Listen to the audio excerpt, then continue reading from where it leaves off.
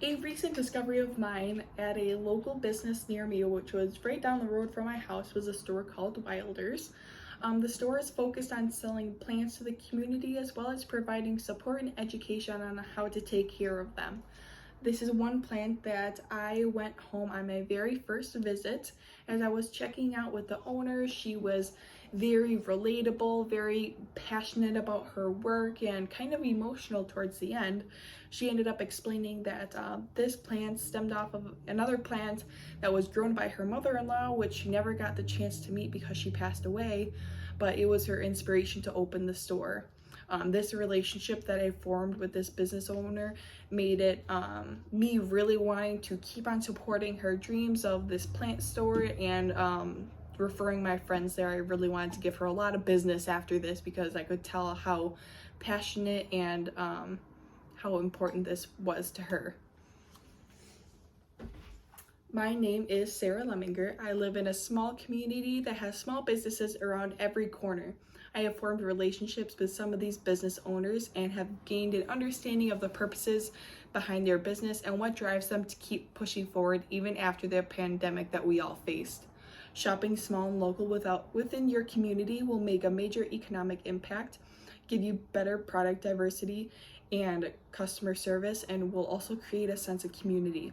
Today we'll discuss the steps or actions we can take together to continue to grow small businesses within our individual communities. Small businesses are a dying breed, and if not stopped, it will affect us all. According to the latest MetLife and U.S. Chamber of Commerce Small Business Index, this quarter's score of 62.1 represents the largest drop since the start of the pandemic, and inflation is a huge contribution to this problem. This major problem resulting in the decrease of jobs, and according to the Small Business Administration, small companies create 1.5 million jobs annually and account for 64% of new jobs created in the U.S.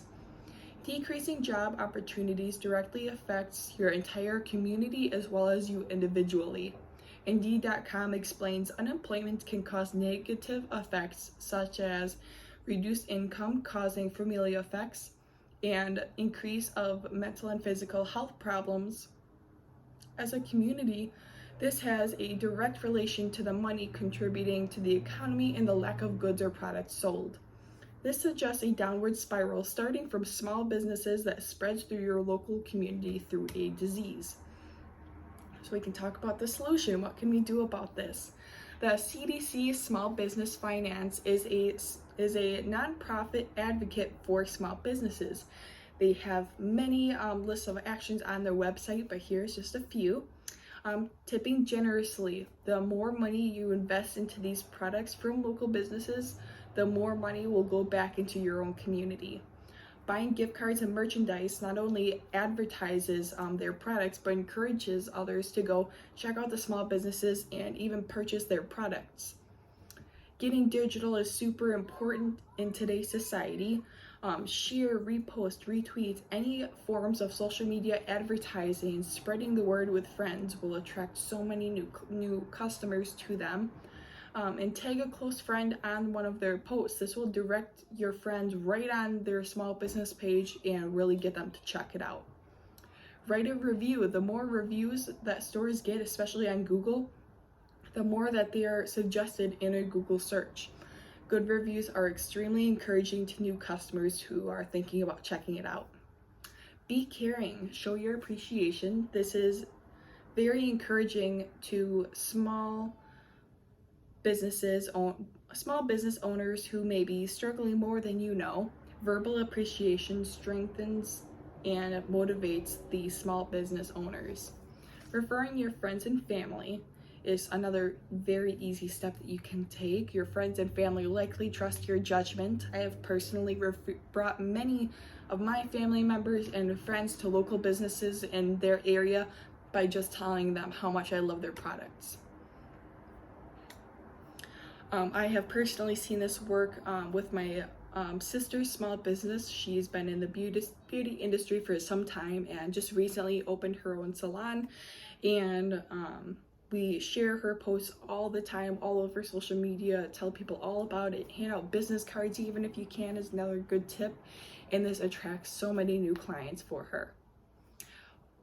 Some common objections to shopping with small and local businesses is price. Unfortunately, sometimes small and local businesses are not cheap. It is important to remember your money isn't going into big corporations, it's going right back into your own community. Small businesses do have to keep their prices up, typically due to inflation. Without profit, these businesses are unable to stay alive. Another common objection is not having the time to go door to door to local shops. While I know this can be time consuming, fortunately in today's society, a lot of businesses are available to place online orders. If this is available near you, I strongly encourage that. Some benefits to shopping local is, the co-founder and CEO of Upwise Capital, a leading small business financing marketplace specializing in the cannabis industry, explains that growing and supporting small businesses will have a positive economic impact by reducing the carbon footprint. A local small business tends to make more local purchases, which then requires less transportation, which is less pollution and less congestion.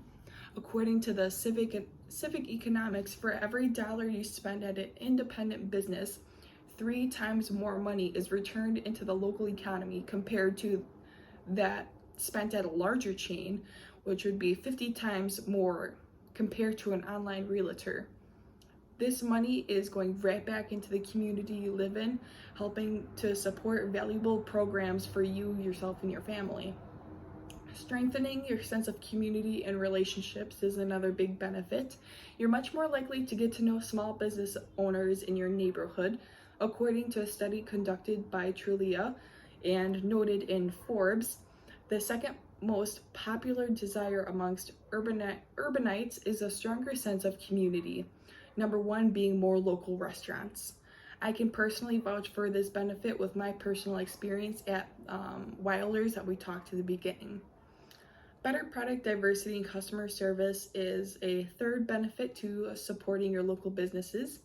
Small business owners tend to strive to survive, and one of the biggest advantages they have over large retailers is the ability to provide more personable, hands-on, and memorable customer service. To wrap this up, by supporting small businesses in our communities, this will just benefit by reducing our carbon footprint and create more jobs and produce income that is returned into your local economy. This will also build relationships and sense of community and provide better product diversity and customer service, unlike big chain consumer stores.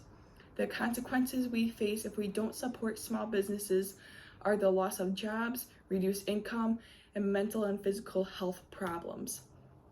I challenge every listener to go in their local community and explore at least one new small business.